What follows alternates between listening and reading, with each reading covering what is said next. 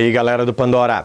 Hora de falar de Aloysio Azevedo e o seu Curtiço, um dos principais representantes do nosso naturalismo e uma das obras mais gostosas de ler, exatamente pelo seu grande número de personagens. E ó, já fica a dica, se você é fã de Game of Thrones, você não pode reclamar da quantidade de personagens que a gente tem nessa obra, ficar decorando um monte de nome nem nada, tá? Então já vamos deixar bem claro isso aí. Sim, temos muitos personagens, muitos enredos paralelos, muita coisa, mas fica tranquilo que a gente está aqui para esclarecer bastante disso aí. Então, do comecinho aí. Vamos lá.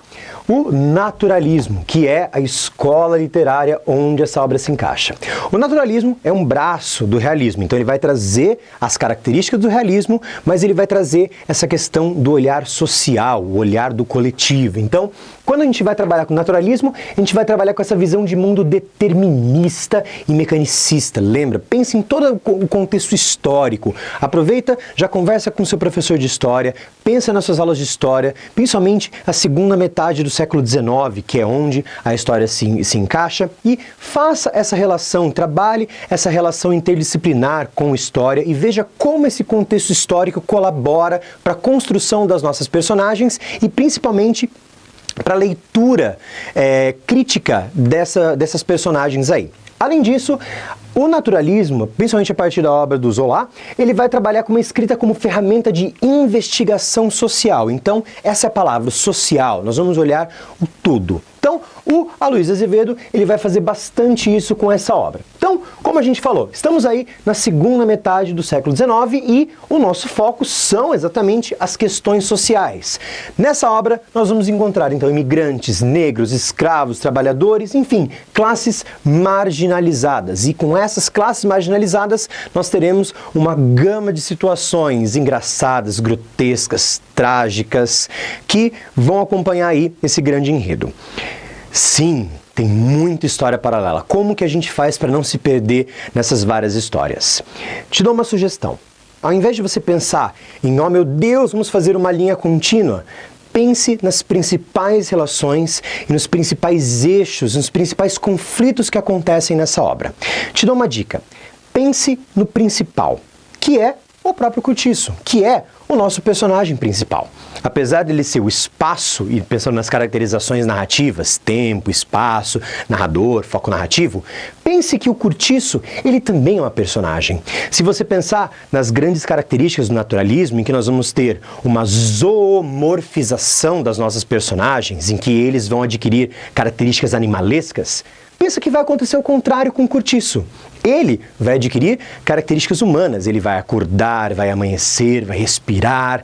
Então, ele também é um personagem, e ele talvez seja o personagem mais importante, porque é ele que vai abraçar todos esses personagens dentro dele e vai fazer esse olhar social, vai levantar essas questões sociais. Então, a partir dele, a gente já consegue fazer um bom caminho, a nossa espinha dorsal, que é exatamente o ponto entre João Romão e Miranda.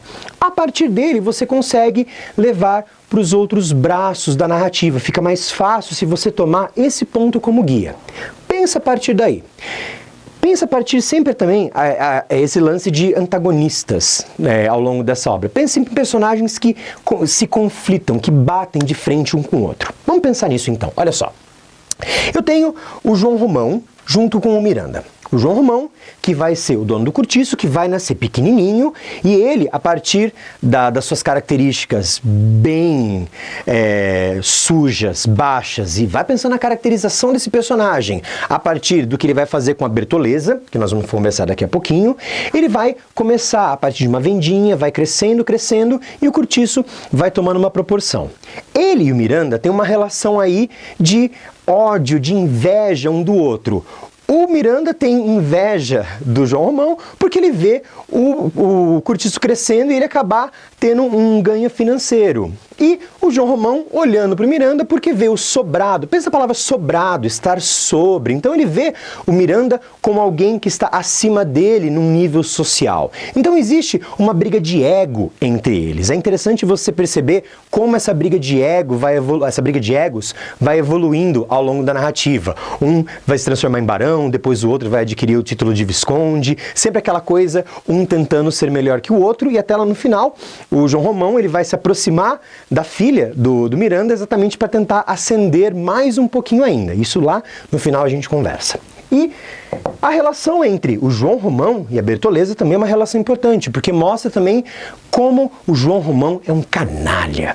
Ele, por ser um canalha, ele vai forjar uma carta de alforria para Bertoleza e vai se apropriar de todo o dinheiro dela, e com esse dinheiro ele vai investir no Curtiço e vai fazer com que ele cresça. Então, ela é sua companheira e ela cega nisso, vai acabar acreditando nisso e vai conseguir ajudar. Então, perceba, a partir desses eixos, as histórias elas vão começando a se conectar. Sim, nós temos muitas personagens, mas se você olhar para esse eixo, para essa espinha dorsal, as histórias começam a se conectar. O João Romão, ele é um cara que é extremamente ambicioso. Então, pensa também, assim como a gente já fez outras comparações em outras obras, essa característica do brasileiro, da vontade de querer ganhar por cima dos outros, ganhar fácil, ganhar de jeitos ilícitos. E isso é uma característica do João Romão, apesar dele ser português. Então, perceba como o ambiente, pensando na questão do determinismo, como o ambiente, o determinismo, o ambiente brasileiro vai transformando essas personagens. Então a gente pode falar que o João Romão também passa por esse processo de abrasileiramento, que isso porque já é dele também, mas ali o espaço vai alimentando, e ele vai crescendo e passando por cima das pessoas também, ok? E com isso, ele vai começando a crescer, vai aumentando as suas casinhas, e ali perto tem um espaço de trabalho, que é de onde vai surgir o Jerônimo e a Piedade, que também são portugueses, que vão chegar, e o Jerônimo é um dos personagens mais interessantes, porque ele vai ser a caracterização desse processo de abrasileiramento, dessa transformação do português, que é o homem viril, trabalhador, sério, que não é corrupto, que é direito, e vai lentamente se transformando nesse brasileiro preguiçoso, vagabundo, que vai se deteriorando. Uma marca dessa transformação é o sol, o agente transformador, que vai mostrar exatamente o nosso país, vai mostrar como o nosso ambiente vai transformando essa noção. Como que vai acontecer essa transformação do Jerônimo? O Jerônimo vai conhecer a Rita Baiana, que é a figura da mulher brasileira. Então toda a essência que o Aloysio Azevedo vai falar do brasileiro, ele vai personificar na figura da Rita Baiana. Rita Baiana é casada com Firmo e Jerônimo é casado com Piedade. Então já começa a ver aí as tretas dos relacionamentos. Perceba que Jerônimo vai se interessar por Rita Baiana na roda de samba. Jerônimo, que tinha muito mais interesse nos seus fados portugueses, começa a se interessar agora pela cultura brasileira. Olha aí o processo de abrasileiramento. Então, ele começa a se interessar por Rita Baiana e vai dispensando a Piedade, que se joga no alcoolismo. Firmo, extremamente ciumento, ele vai acabar até fugindo do Curtiço e vai para um Curtiço concorrente, que é o Cabeça de Gato, que é muito mais simples, muito mais baixo. Esse ponto, tanto que Carapicu é o nome que é dado entre eles para o Curtiço nosso, do Aloysio Azevedo, que é o peixe que ela servia lá no começo da obra. E é interessante você ver essa disputa entre esses grupos sociais inferiorizados, mas entre eles também, essa disputa que acontecia entre eles. Então, o aparecimento do Jerônimo e essa relação dele com a Rita Baiana é que vai dar um dos grandes pontos da obra, que vai levar essa rixa entre esses dois cortiços, que vai culminar num dos grandes fatos, que é o incêndio causado pela Paula, a bruxa. Nesse ponto, é interessante a gente conversar sobre a união que acontece entre eles, que no meio do incêndio, para a briga entre eles, e eles se unem, porque eles percebem que se o incêndio acontecer, eles vão perder tudo. Então, é um momento de união muito bem descrito pelo Aloysio, uma das cenas mais bacanas da obra. Então é interessante você ver que no meio desse caos, eles conseguem deixar isso de lado e eles se unem para conseguir salvar os seus pertences, ok? Perceba como isso já fica bem marcado nessa caracterização do Jerônimo e como esse sol mostrando a nossa característica, a caracterização do país, fazendo essa transformação. E o sol, ele também vai estar presente na transformação de uma outra personagem, que é a Pombinha. A A pombinha, ela também vai ser afetada por essa transformação do Sol. Vamos chegar ali. Primeiro, a gente tem que falar da Leonie, que é a prostituta do cortiço.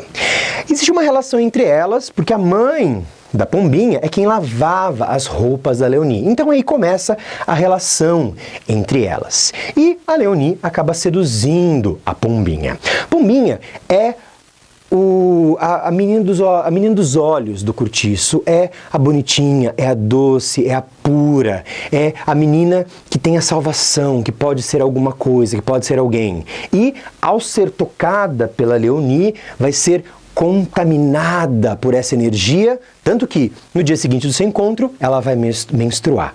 Tanto que aí vem a importância do Sol, desse agente transformador.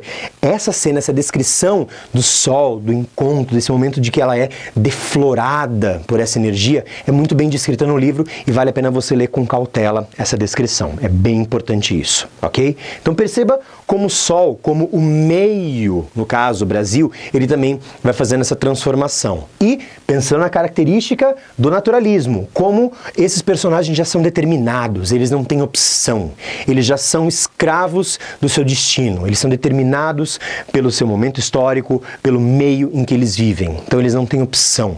Ok? O que vai acontecer mais pro final da narrativa, como a gente já conhece, é que o João Romão, num desespero maior ainda de ascender socialmente, ele precisa se livrar da Bertoleza e ele vai tentar buscar os seus antigos proprietários. E quando a Bertoleza consegue se dar conta disso, ela acaba se matando e, coincidentemente, ao mesmo tempo que ele recebe um prêmio por seu envolvimento com os abolicionistas. Então, além de tudo, o Aloysio Azevedo mostra esse caráter irônico, sarcástico e essas incoerências desses personagens, ok? Então, temos outras histórias paralelas, algumas histórias menores que vão se conectando, que vão se ajudando. Mas, se você tiver em mente esses tópicos e como eles se amarram, você já consegue ter uma boa visão da obra. Mas, releia a obra, vejam como os outros personagens auxiliam nessas construções, como os outros personagens funcionam como alegorias para a descrição do bêbado, do homossexual, da prostituta, das trabalhadoras, das lavadeiras. Todos esses personagens são apresentados porque eles querem fazer a ferramenta de investigação social do naturalismo. O naturalismo, ele quer fazer essa investigação, ele quer fazer essa denúncia. Isso é a característica do naturalismo. Então, atente-se a esses personagens, veja com cuidado como isso se desenrola ao longo do enredo e aproveite porque, acima de tudo, é uma história muito gostosa de se ler, é uma história muito bem bacana de se aproveitar. Bons estudos, boa leitura e sucesso para você. Até mais.